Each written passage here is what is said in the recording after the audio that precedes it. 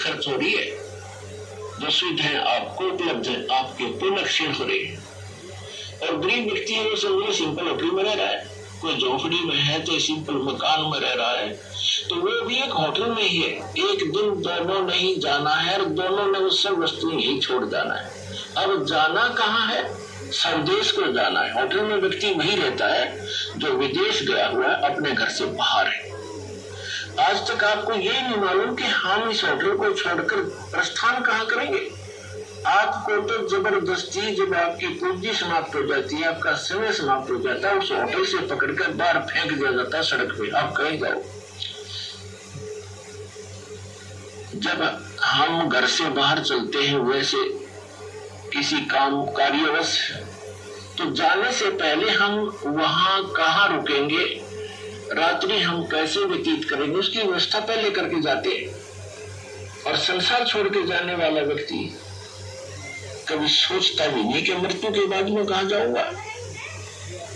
तो वो ज्ञान अब आपको प्राप्त हो रहा है कि आप ये साधना करोगे, नहीं सो सकता।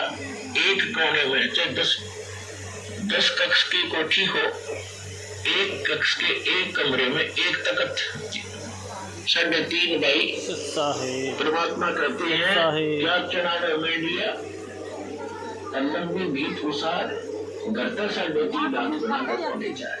यानी आपको लेटने के लिए अपने हाथ, ये हाथ होता है, प्रत्येक का शरीर अपने 3.5 हाथ का होता है, 3.5 हाथ।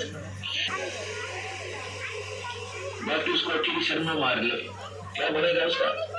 समय खोया, अपना जीवन व्यर्थ किया। तो कहने का भाव ये है कि ठीक है, भगवान आपको कोठी भी दी है, सुविधाएं भी है, कोई बात नहीं, लेकिन अब भविष्य की लोक में रह रहे हो, इसमें आपको अपने स्वार्थवश पाल रखा है। जैसे कसाई बकरे पालता है, परमात्मा आप ऊपर 3 गुणों में रह रहे हो और ये आपको सबको खाएगा बारी बारी, ये नहीं बख्शेगा किसी को भी। किसी परिवार के 3 तो परमात्मा ने रजा बख्शी आपको। और जो संत इस उल्टे लटके संसारोपी वृक्ष के सभी विभाग बता देगा, तना कौन भगवान है, इस संसारोपी जड़ कौन है, यानी जिससे सब है, और शाखा कौन है, डार कौन है, और पत्ते क्या है, तो सवेदविद वो तत्वदर्शी संत है, करना नहीं आती। और जिस परमेश्वर ने सब ब्रह्मांडों की रचना की है, संसारोपी वृक्ष की प्रवृत्ति जीव अक्षर है।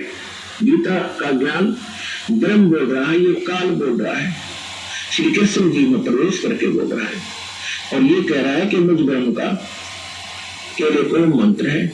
इसका उच्चारण करते हुए संसार छोड़कर जाते समय भी, मरते समय भी इसी का जाप करता है, तो उनसे मिलने वाली जो परम गति प्राप्त हो जाती है, वो ब्रह्मलोक प्राप्त होता है। ब्रह्मलोक में गए प्राणी भी वापस आते हैं। 8वें अध्याय के 16वें श्लोक में गीता जी ने स्पष्ट किया है, वो भी पुनरावृत्ति के होता है। तो गीता ज्ञानदाता कहता है, 6 अध्याय के 5 और 9 श्लोक में, गीता अध्याय नंबर 2 के श्लोक 12 में, गीता अध्याय नंबर 10 के श्लोक नंबर 2 में गीता ज्ञानदाता कहता है, अर्जुन तेरे और मेरे बहुत जन्म हो चुके, तू नहीं जानता, मैं जानता। इससे सिद्ध है कि जो गीता ज्ञानदाता ब्रह्म है, ये काल है।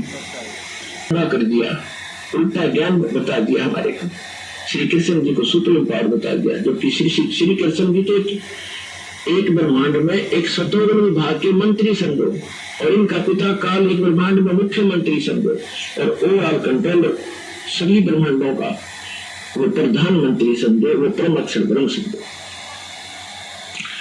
वो पूर्ण परमात्मा। उसकी साधना के लिए ही गीता ज्ञान, गीता ज्ञान नंबर 8 के श्लोक नंबर